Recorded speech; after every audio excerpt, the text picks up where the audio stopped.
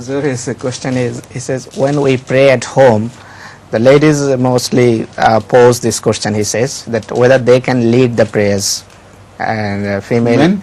Yeah. No. Yes, sir. This is not right. Particularly the ladies of Rasulullah sallallahu alaihi wasallam used to pray behind.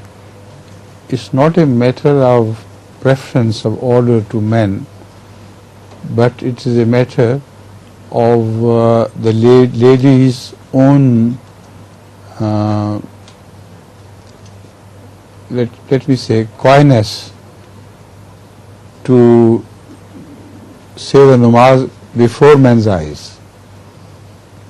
If a lady goes to sajda, goes to ruku, and men are looking from behind, their attention will be drawn towards ladies rather towards God, because men are wanton people, bad people.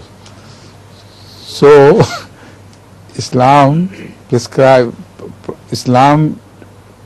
teaches that the ladies should stand behind for their own sake, not because they are inferior to men,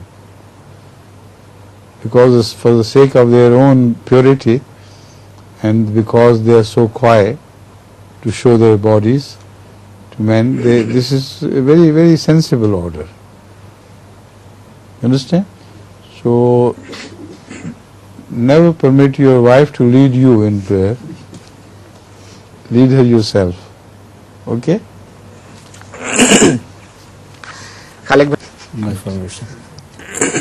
That's why? Does she insist on leading? No. Someone else asked me this question. In Qadian, ladies used to have a jalsa at our house, lajnah meetings, and the ladies led the prayer. I remember Ustani Maimuna particularly, Khalida Tasa's mother, huh? Yes. Unki mother thi na? Indeed. And all ladies and small children said their prayer behind them. So for the ladies to lead a prayer is permissible.